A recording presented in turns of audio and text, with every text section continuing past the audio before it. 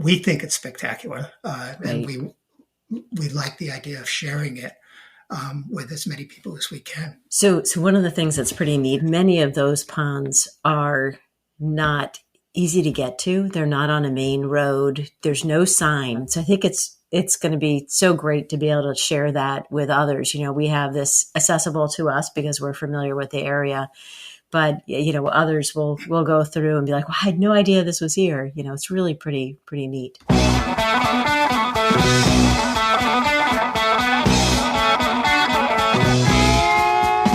Welcome to the Low Tide Boys, a Swimrun podcast. I'm Chip. I'm Chris, and this is episode 224 of the show. We've got a great course preview for everyone this week. Joining us from Cape Cod to talk about Swimrun Cape Cod are New England Endurance Events race directors Kathleen Wheeler and Andy Scherding. This event is taking place on September 21st in Wellfleet, Massachusetts, right on the Cape, and it's going to be awesome. But you don't have to take our word for it. Just listen to our conversation with Kathleen and Andy later in the show. Yes, and of course, a special welcome for anyone that's new to the show. We're the Low Tide Boys. I'm Chip, and hi, that's Chris over there. And you might be new to the show. You might be new to the sport of swimrun.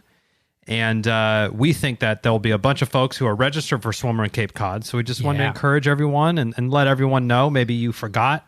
You think, maybe they're just a podcast. Oh, you have mistaken, my friend. We're way more than a podcast. We're way more obsessed than just a podcast. We have a whole website, lowtideboys.com, where we have lots of helpful resources to find other swimrun races, guides, how to set your buoy up, how to train for swimrun, how to do transitions. We also have a YouTube channel, so be sure to head on over there and check out all of those other resources. And the memes. And of course, the memes on Instagram there. So we just try to put out a lot of content to help new swim runners get to the start line feeling prepared and, most importantly, stoked for the fun adventure that is swim run. Yeah. We also totally accept all and every DM and email with all your questions. We're more than happy to answer. Yeah. But welcome. And first, this episode is brought to you by our friends at Form Swim. Yeah. They recently released the Smart Swim 2 goggle. These things have been a game changer for us. Some new hardware compared to the Swim 1. A little bit of a redesign. I have been enjoying the more comfortable fit, but I think the big game changer is the heart rate monitor that's built in. But Chris, I know you have been leveraging the coaching. Yeah, so I've been using the premium feature for now, I would say 2 months. And I have to say, it's been great. My goal for this year up until basically this point in my training was to just really try to maintain my swim, not work on, just kind of keep the technique going, keep the feel for the water, stay strong, essentially keeping my swim, run, swim, stroke kind of where I want it to be, which is very long, good maintenance on that. Yeah. But I also don't want to get bored. Right. Yeah, I want to try to work on stuff. Right. So why don't I work on my endurance, or why don't I work on, if I did want to work on fix a hitch in my stroke or something, I could sign up for a plan like that. And so Form Swim has just all these plans, triathlon specific ones, if you're doing Ironman, half Ironman, and you just go in and there are your workouts. And maybe it was Brian Johns, who we had on a few weeks ago, who designed those. I mean, they're great. Olympic swimmer. Yeah. Olympian. Dad. So, checking off a bunch of boxes. So I've just really been enjoying it. It's really been I feel like I've actually gotten better faster in the water without even really trying or putting the effort towards that end. Nice. Just because it's it's got me on task. Just show up at the pool, just do the next workout. Don't think about it, sort of surrender to it. So the workout, you can preview it on your phone. There's an app component, and then it loads it in your goggle. Yeah. And you don't need to print out your workout or look up at a board. It literally is reading it off to you in your goggle with the heads-up display. So I want to know what I got to do, right? So I'll look at it the night before just to do a refresher. And then honestly, our walk to the pool is 5 minutes. Yeah. I just pull it up on my phone and just review it on the walk. I'm okay, got to get my paddles. Oh, this calls for, whatever. I need a kickboard for this set or whatever.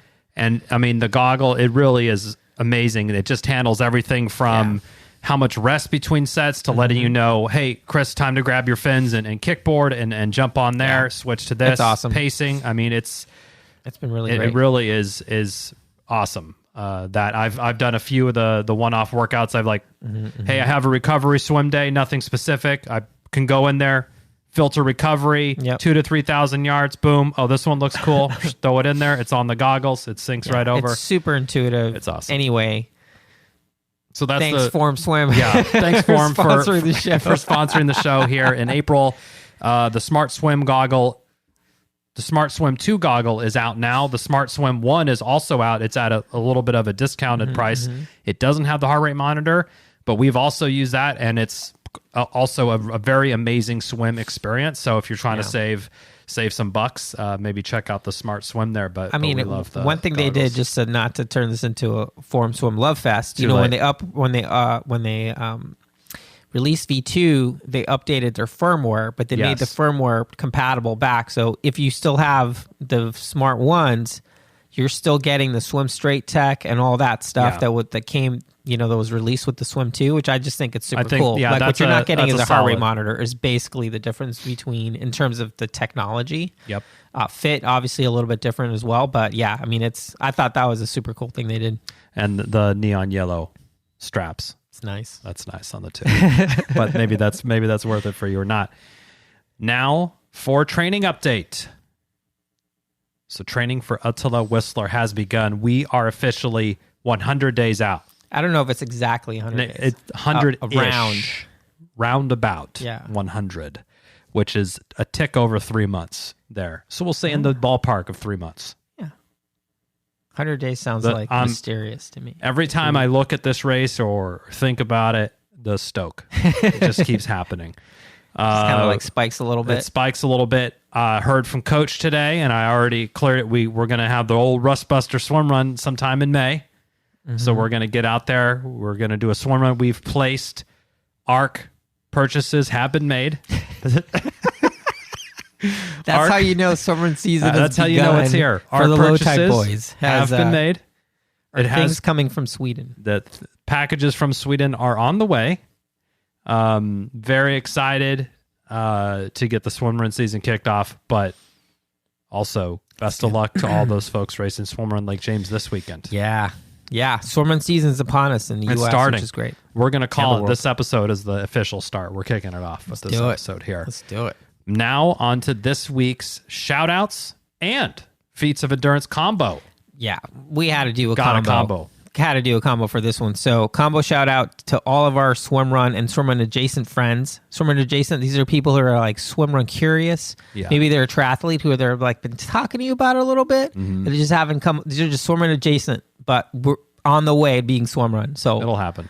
Those friends who ran the 128th edition of the legendary Boston Marathon this past Monday. We might have missed some of you, but big shout outs to Sarah Monk of Team Landsharks, Keith Lindquist and Kanoa King, Keith and the Unicorn. Classic New England team.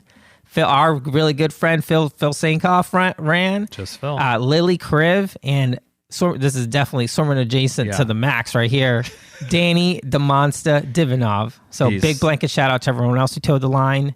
It's a warm day. I guess it topped out at 74, according to friend of the show, Mauro Ferroli. That's pretty toasty. Yeah. I saw Phil's pre-race picture. He was in the tank top.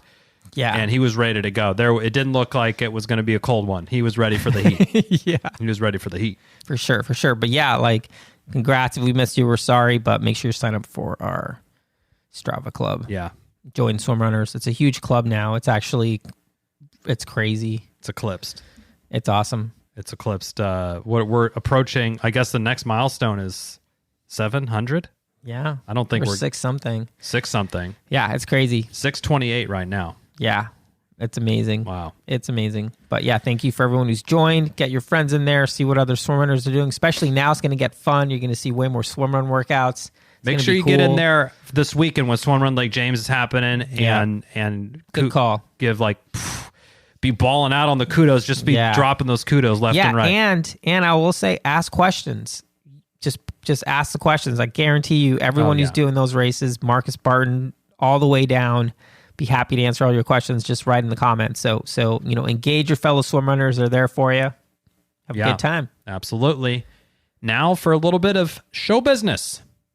Well, we're going to be doing an AMA style show. Ask me anything. It's really ask us anything in the next few weeks. So continue to send in those DMs, emails, messenger, courier pigeons with all your burning swimrun questions. We've gotten a couple great ones already. I'm excited. Yeah, got a good handful already, but keep them coming. If we don't know the answer, we will try our best.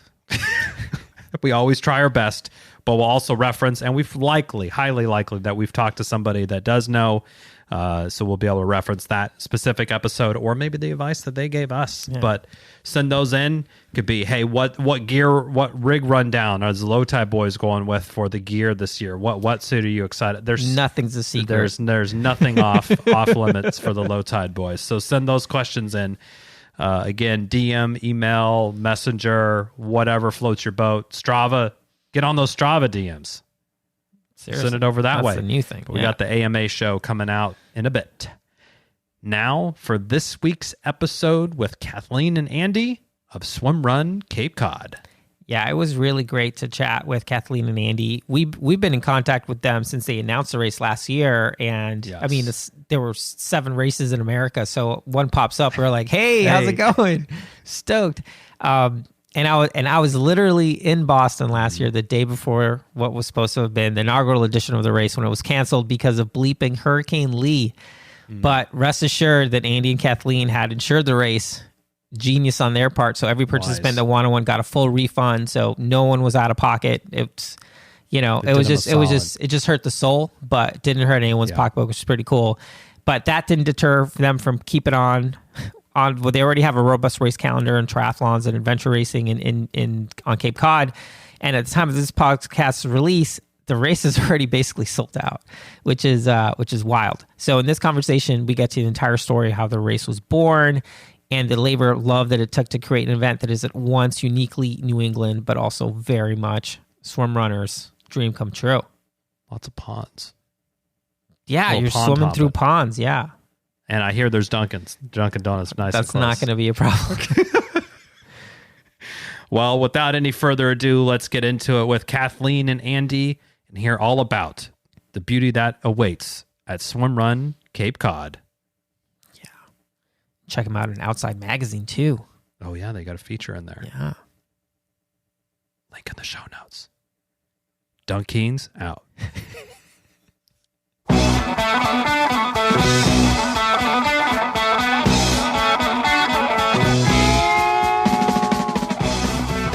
Very excited to welcome to the show Kathleen Walker and Andy Scherding, folks from New England Endurance Events. I knew I was gonna mess it up, so I gave myself a little pause there. Andy, Kathleen, welcome to the show. Oh, thank you. Thanks so much for having us. So we're super excited you're here. We're going to talk all about Swimrun Cape Cod, but I think before we get to that, we'd love to hear about, you guys have a long history putting on triathlon events and multi-sport events, endurance events writ large, but when did Swimrun come onto your radar? And, it takes a lot of guts to put on a Swimrun event. And last year, you guys went for it with Swimrun Cape Cod. So tell us the whole story behind it. Well, we're longtime triathletes, and I think somewhere around 2013, 2014, Kathleen started a race really just as a fundraiser, and this was a out-of-the-box triathlon. It was more of what she called an adventure race, and it was a big success, and it was really just to raise money for a summer camp for ill kids. But what she started getting, maybe we should let her tell the story, is she starts getting phone calls from race directors who are asking, hey, will you take over our race? And that led to our owning a bunch of triathlons and another out-of-the-box triathlon. And but we had been watching Swimrun almost since its inception. And I think in 2016 or so, we started saying, hey, can we put this together? There was a lot of talking. We're talking about years with permitting authorities, rangers, select boards in towns. And then COVID kind of pushed us sideways for a few years. And coming out of that, we were finally able to put it together last year until Hurricane Lee came along. And don't even get me going on that. yes, I Chris know was you were in stoked to race Boston. that one. I was in Boston. Yeah. So as odd as it is, I mean, what would be 8 years later here, we're finally able to have the first Swimrun Cape Cod. I think there's a demand for it here. We've got athletes coming from 21 states, but Wow. Massachusetts and New England is very, very heavy. So we're hoping that we'll be able to contribute to the growth of the sport, at least in this part of the country. I think it's really interesting the timing of that, because 2016 was around the time when Swimrun was essentially coming to America. I mean, that was the first California Swimrun event. That was the first year for Casco.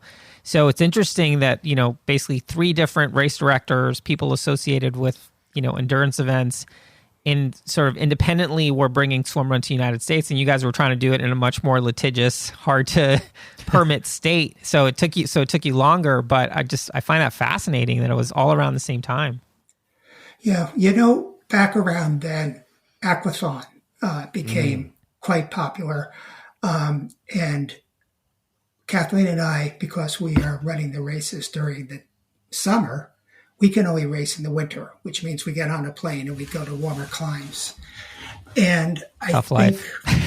For me, well, you go down for a long weekend, and you have to, we would take apart 2 bikes, put them in the case, fly down there, get it to the airport, fly down there, put 2 bikes together, do a tune-up ride and race it, and then we'd have to go and reverse the whole thing again to bring the bikes back. It was a lot of work.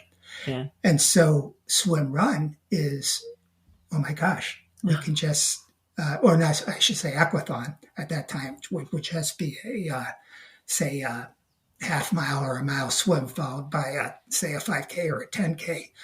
That was so easy. We only had to throw a few things in the bag. And once we started hearing about some of the point-to-point races, that really captured our imagination.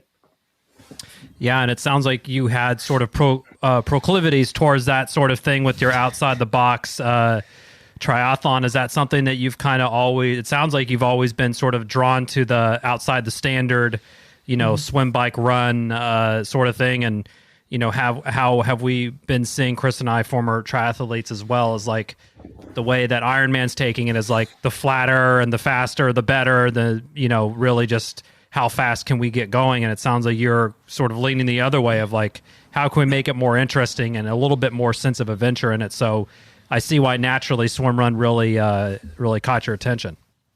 Right. Yeah. I think that, for us, one of the things that we do in our spare time is kind of come up with courses. Like, since we'll be like, oh, how, what if we did this and we went to this pond and we, when we ran there, and then, we're able to kind of turn it into a race. We actually have, I don't know, maybe half a dozen different courses that are kind of planned in our head that would take a lot to put together with the authorities. But, for us, like it's fun. Like we love our triathlons, of course, but it's actually more fun being able to do something that's different and exciting. I love it. We use our local triathlon club as a bit of a testing lab for trying some new things. Mm-hmm. Yeah, and it's we mentioned before we went on air, but it sounds like registration's pretty healthy already, and obviously you probably had some rollovers from last year, but what kind of athletes are you finding that are making up the registration mix? Is it pretty heavily triathlon based, or is it a little bit of something else? I think, well, we have noticed, as I said, we have athletes so far this year coming from 21 states, and a lot of them are people I don't know, and I presume they are swim runners. Mm-hmm. But as we look over the list, we see so many triathletes, and so many people here in New England have said to us, I've always wanted to try this, but I'm not about to get on a plane and go to North Carolina or something.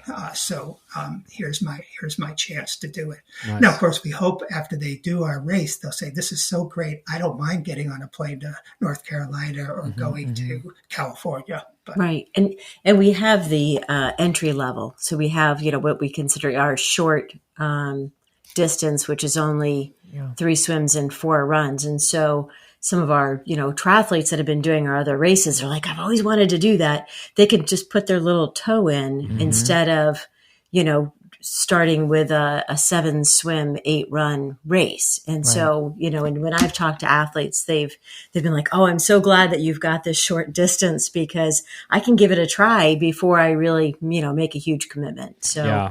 Well, we know what's going to happen though. Like halfway in the race, they'll be like, "I should have done the long course." Yes, and that's what's going to happen. Or they'll finish and they'll want to do another lap before you. Oh, but Chipper's projecting. By the way, he loves doing the bonus laps. But that must be him because I've never said I should have done the long course. I don't either. It's aspirational. Always before these sort of thoughts are before the race, and then.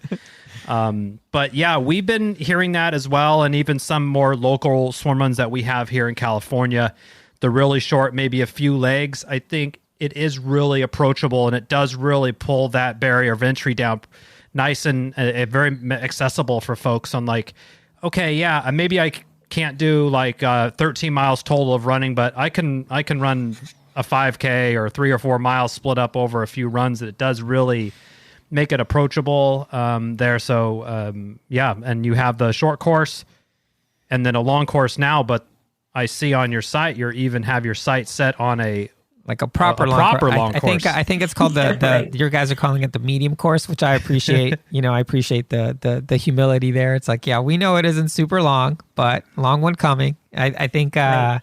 But yeah, tell us, since you're all about designing courses, when you were thinking about putting a swim run, was the Cape sort of a natural spot to start looking, or how did you sort of zero in on the location and then the course itself? Well, with the exception of one race that we have in Maine, actually it starts in Maine and ends in New Hampshire, and that's also an out-of-the-box adventure triathlon. With the exception of that, our races are here on Cape Cod. And we live on Cape Cod and work here. And so it was only natural. We have 3 routes sort of in our mind, and this one was our preferred one when we started talking to permitting authorities. And sure enough, it all worked. The National Seashore, which is part of the National Park Service, has been wonderful with us. And we also interrupt activities in 2 towns. They've been wonderful. And as you can imagine, just between beach directors and police and fire and EMS and everything else, there's a lot of building blocks we had to put together. But this one works. It's a beautiful course. It starts with a sandy run along the Atlantic Ocean. And you head into the Highlands, which almost are reminiscent of Scotland or Ireland.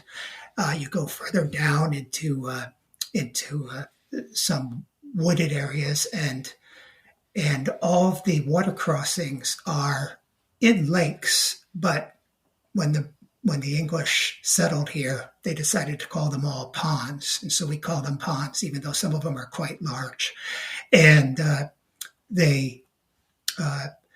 they were formed by the glaciers, millions of years ago, and they're almost like deep potholes in the soil. Yeah, really big.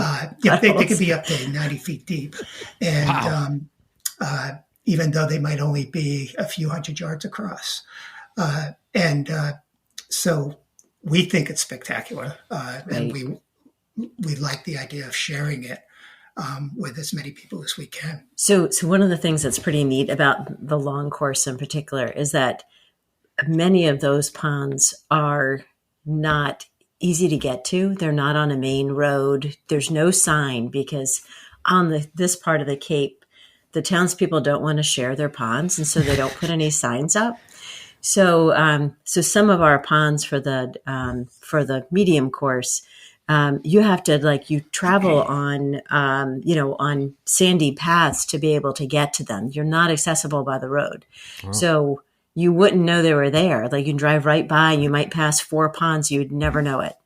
So this race gets to go through those. So I think it's going to be so great to be able to share that with others. We have this accessible to us because we're familiar with the area, but others will go through and be like, well, I had no idea this was here. It's really pretty neat. Well, I'm looking at the map now, and just from the bird's eye view, I think if you just gave me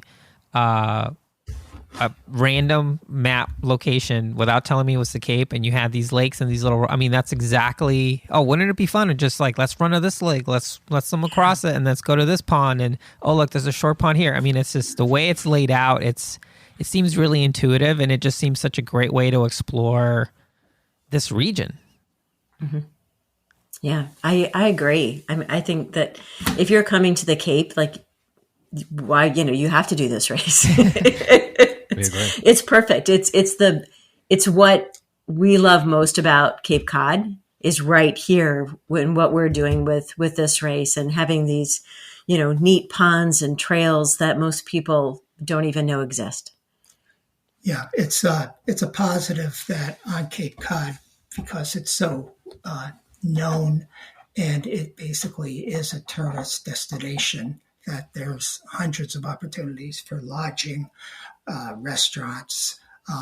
So it's not that there's anything wrong with having a race out in a remote location where there's maybe 3 options of where to eat. We have one race in Maine that's that situation, but it is nice that everyone can stay close by to the race in accommodations that they might feel comfortable in. Yep. Right. Nice. And in late September as well, stick around for the long weekend, maybe make a long weekend of it as well. The weather probably holding up pretty well, I would imagine. Unless there's a hurricane. Yeah. Right, unless there's a hurricane, yes. Those of us that live on the Cape know that September is the best month of the summer. We still consider September kind of a summer month. And most of the tourists have already gone, so it's not super crowded. The weather is beautiful unless it's raining. And it's cheaper to get a hotel or an Airbnb. So, so for us, September is that's where we want to be. We'd rather have the race in September than August. Mm-hmm. Nice. And then I really like what you've done with the short course here. And again, I see you really indexing for the simplicity and the approachable nature of it. It's kind of a little bit of a looped course, but you're still getting in and out of 3 of these, maybe 4 of these ponds. But looking at the long course map, you could have made 7 different short courses with all the different options in the ponds there. So I love what you put together. Our thought at the time was, because we weren't sure how well the race would, all new races usually have growing pains, and we wanted to put on the best race we could, but we also wanted it to be approachable for not just the serious, dedicated, low tide boys, swim run athletes. So there's tens of them. For he sure. Air quoted athletes. Well, we were at swim run Idra in November, and nice. You're talking about awesome athletes. With Team Enfo was all over the place out there, and we saw what the serious core was like. But we designed the shorter race, or we thought of the shorter race as we developed it. That anyone who can do a sprint triathlon, because remember, we're triathletes going back decades. Anyone who can do a sprint triathlon should feel comfortable with this race. And I like that. And that's a great entry point into the sport. Yeah, I like the thinking on how that would translate. Hey, can you handle I forgot exactly for a sprint, it's 600 meters of swimming and a 5K worth of running. So how you translated that right over, that's a really smart of you. And it looks like a super fun course too. If even if you just don't want to get after it on a long course, but you want to go fast on a short course. about an hour of activity. It's fun. Yeah, we have she wasn't a world champion, but she was on the podium at the Worlds for Aquathon. So she knows how to swim and she knows how to run. And she's in our local Cape Cod community here. And she asked me at the pool just last weekend, hey, can I switch over to the short race? Because I'm a short race girl. I'm fast twitched fibers. And we said, sure, we'll move you right over. But, she's thinking it through, and that's what suited her, even though she's an awesomely fast athlete and would have done fine in the longer version. Yeah. Hey, well, there you go. I mean, and I think, that's one of the things that we love about events like these, and what we always harp on. It's like, hey, we want to grow the sport. We need to have like a wide base for entry level local events. We're always giving people PSAs to support your local race directors, and if they put on a swim run, you got to sign up. That appears to be happening for you guys, and it happened right away. You've at the time of airing, I guess it'll be released already, but you guys were listed in Outside Magazine.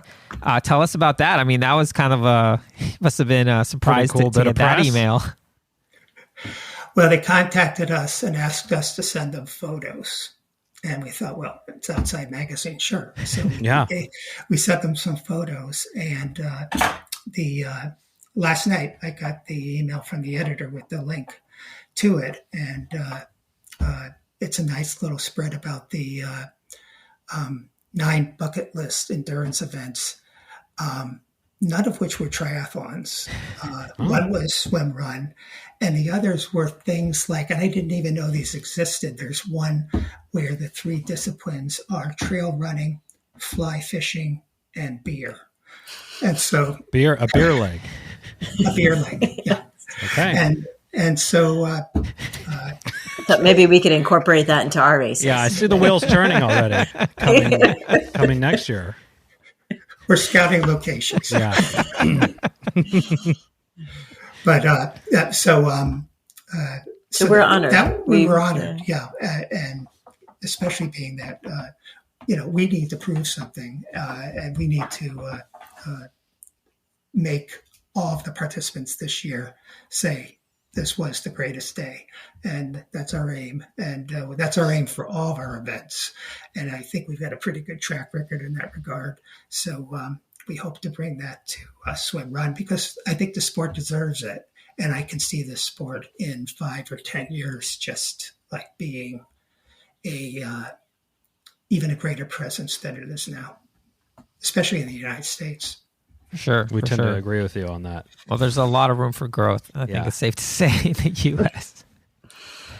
And you all, we were chatting a little bit before, you're doing some of your own swim running, as I imagine you went out and gave the course a good go a few times there. What sort of endurance activities are you all up to these days when it's winter time and you're headed off to warmer, besides headed to Greece to do a swim run? Well, I've got an odd week coming up. I'm running the Boston Marathon on Monday. Wow. And then on Saturday, I'll be in Nebo, North Carolina at St. James, which awesome. you two have done. Kathleen is injured, so she'll be lifeguarding at that race. Or standing guard at an island, I think it is. Yeah. Guarding an entire island. We know exactly where that is. We know which actually. island too, yeah. Okay. Any tips for me? Bring like a book and a chair. Oh, really? Yeah. Okay. Good to know. That is good to know. So that's it. We haven't had a lot of time. Of course, as much as we love triathlon and love race directing, we do have, our day job, and that takes a lot of our time. And so this year, besides the marathon, a couple of swim runs. Oh, we ran Disney, and I guess So it was a just running. fun- It was a it's running. a This fun was year. a busy running year. Some half marathons and that sort of thing. Maybe next year we'll get the bikes out and go to a triathlon. But we wish there was more. We couldn't go to Austin this past November. So we went to Idra instead. But we wish there were more winter races and warmer climates, because that would happen to suit us better. And that is what it's all about, right? Hey. Sure. We really wish that there were more, swim runs. I mean, because, as Andy said, or we can take our bikes and we can go do, a triathlon in the South. But I'm hooked on swim run. I mean, as a race director, I love it. But as a participant, it's just so natural, right? Mm-hmm. You start running, you jump in a pond, then you start running again, and you just keep doing it. And it's such a great sport. So we're so excited to have, finally we'll get Swimrun Cape Cod and be a part of the sport for real. Yeah. Well, you guys are already part of the sport for real. So thanks. And also, I feel like it always happens, Chipper. We have guests on the show and it turns into like a Swimrun Love Fest. And it's been happening a lot lately. It's been happening a lot lately. 200 something times in a row. Which is great. Let's give folks something useful for this race. So this race is almost sold out. So why don't we do the medium course, and let's do kind of like a leg by leg breakdown and just give people an overview. I know Andy and Kathleen, you guys did this last year on I think it was on YouTube, where you did a course overview as part of like the pre-race briefing. But I think for the show, if there's any changes or anything, if you wouldn't mind doing like a quick flyby of the medium course for folks. Sure. And we will do some live run-throughs this summer. Nice. One problem is I'm getting emails from different people saying, okay, my vacation week on the Cape is July and through 17th. Could you have the run-through then? And then someone else writes me and says, I'll be there the weekend of August 4th. Will you do the run-through then? So we're going. We might be quite busy this summer. But yes, it starts on a beach overlooking the Atlantic. The tide will be relatively low, so the runners will be able to run on fairly firm sand for about 3/4 of a mile. Then they head into the dunes, and they go up a steep cliff, because at this part of Cape Cod, the cliffs, sand cliffs, or clay cliffs overlooking the Atlantic Ocean are about 300 feet above the water surface. Okay. So there's a little bit of climbing there that's going to spike the heart rate. And then hopefully they'll settle down. They'll work their way through the moors to the first swim about 3 miles in. That swim is relatively short, really only a couple hundred yards. And then they take about a mile swim.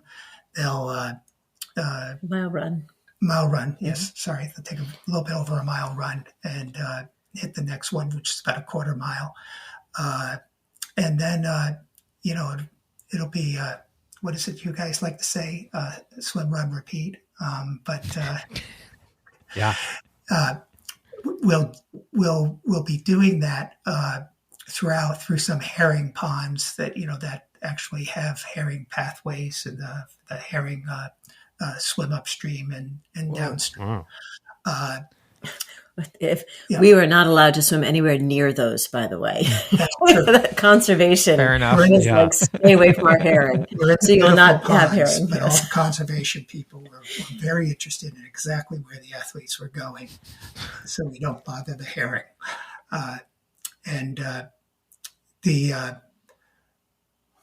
There's one spot where early on in the course where you'll swim about a 1/4 mile. You'll come out of the water and you'll run about 50 feet to an adjacent pond, and you'll jump in, and then you swim in about a 1/2 mile in that pond. I love it. The very little of the course is on paved surfaces. There are a few, but most of them are, while they may be on roads, they look more like jeep paths or fire roads. One of the roads that the participants will be on was formed before recorded history by Native Americans. It was their main path going up and down the Cape, and wow. One of the kings of England decided that he wanted to make that one of his roads it was still never paved because they didn't really pave back then, but it was made large enough for horse and buggy transportation. But then as it, as other roads were built for automobile traffic, that road sort of faded away. And now if I bring my Jeep down, it'll get scratched on the side. But that will be one of the paths that'll be running. Some of the run will also be along footpaths, almost single track, and a little bit of technical running. And so we have the exit from one of the ponds. You'll climb about 125 feet up stairs, wooden stairs, to get to the cliff that's above the pond. Another thing I can offer is that the ponds will be relatively calm because they are, in effect, potholes with high cliffs around them. The wind doesn't really ever catch the water's surface. And so it's rare. I think there's one pond that can build up a little bit of a chop, but the rest of them will be nice and smooth. Yeah. The day after what was supposed to be the race last year, those athletes who had made arrangements to come, it was a beautiful day. So we did hold, Of course it was. a little mini swim run for everybody who wished to participate. And I think we had a few dozen people who showed up and swam and ran with us. And it was a wonderful day. So I'm thinking, when I think back to that day, I can't imagine what it will be like when we finally hold the full event and be able to cover all the terrain. Nice. Yeah. What sort of water temperatures can folks expect? I know that's always a burning question for people. Yeah, especially since the race director of St. James emailed this morning to say it's 57 degrees there. Yeah. But it's also going up, I heard, as well in the very next sentence. Well, I hope so. We're fortunate.